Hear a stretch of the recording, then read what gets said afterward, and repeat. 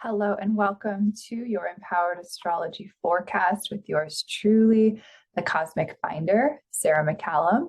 And I'm here to report on the week of February 27th, 2023.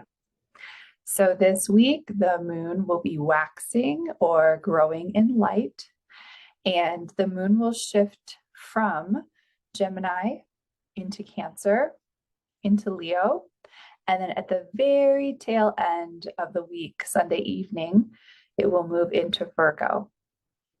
So not only are we able to work with the waxing moon phase in terms of scheduling our week for extroverted activities or activities that require more mental stamina or energy, but we're also going to tune into the moon's signs in order to gain the most ease and grace in our life. So when the moon is in Gemini, I suggest that you tap into sacred scribe activities. I suggest channeled writing, divinatory writing, journaling, any activity that helps you to get your thoughts out into the world, whether that's on paper or perhaps maybe even through recording videos for content that you could use on YouTube or social media. When the moon moves into Cancer, I suggest that you tap into the act of receiving. Practice receiving. Maybe that's scheduling a massage or an acupuncture session so you can just be present in the moment and receive. But also take stock of your diet, your supplements, the foods that you are feeding yourself and nourishing yourself with, and perhaps schedule a trip to the farmer's market or the grocery store while the moon is in Cancer. When the moon moves into Leo, I suggest that you tap into any forms of juicy movement that feel good to you. It could be exercise, it could be sport, perhaps it's just dance. Whatever it is that you love to do that helps you feel creatively self-expressed, the Leo moon is a great time to do so. And then lastly, as the moon shifts into Virgo at the end of the week, I suggest tapping into refinement, detail-oriented tasks, or even care of the physical body. So maybe you are analyzing the products that you're putting onto your skin. Perhaps you're going through your cupboards and looking at the various supplements that you're using in your healthcare routine, and you're paying attention to the details and just reviewing whether or not those products are helpful or whether you could perhaps do without them. All right, so we are going to experience Mercury, the planet that governs both Gemini as well as Virgo, shifting into Pisces this week on Thursday, March the 2nd.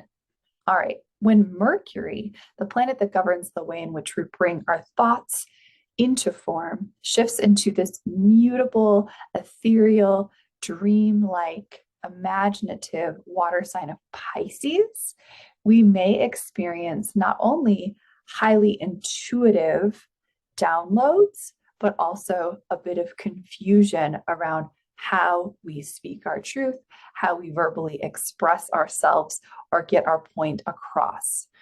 So be mindful of both. Be open to receiving strong intuitive nudges, pay attention to them, pay attention to your dreams, journal about your dreams, but also as of Thursday and moving forward, if you're feeling a little confused, a little vague about how it is you want to communicate what you're feeling and thinking, understand that that's very natural while Mercury is in Pisces.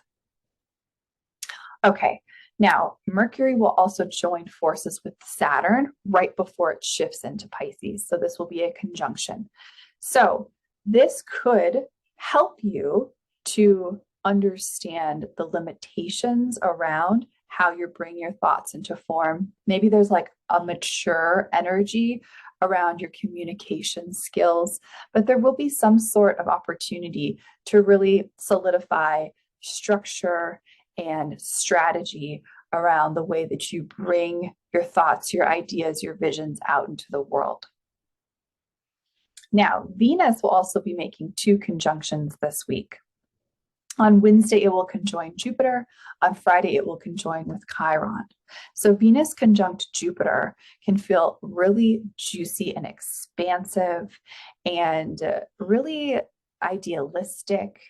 And you may find that you're feeling optimistic and benevolent, and all things seem extremely positive and beneficial. And while that's really yummy and important to pay attention to, you also want to make sure that it doesn't err on the side of disillusionment, because we are in the midst of Pisces season and things can become quite confusing. Now, Venus conjunct Chiron, which will happen on Friday. We have the planet that governs Taurus and Libra, which is all about what we find aesthetically pleasing, how we like to be loved and nurtured upon, how we are imparting, justice and fairness out into our relationships, how we create harmony,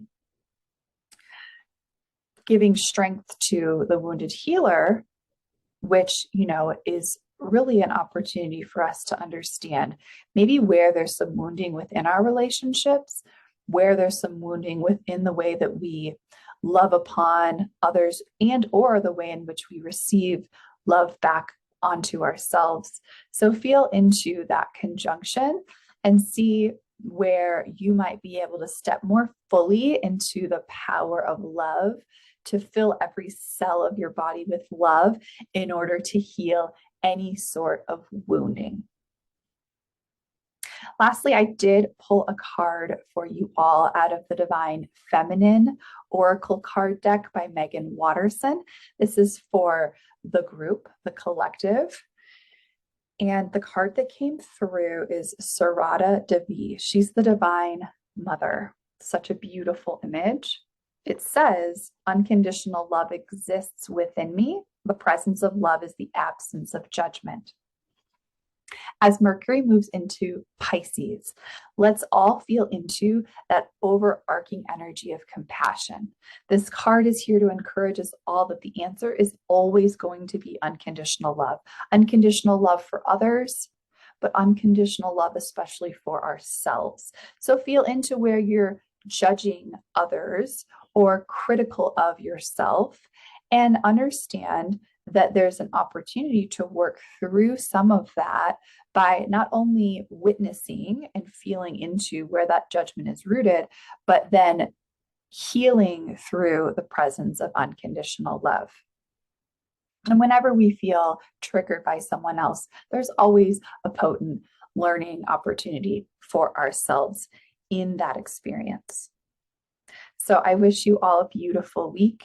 Take care of yourselves. Be gentle with yourselves. We're in the midst of Pisces season, and I'll be on to talk with you again soon.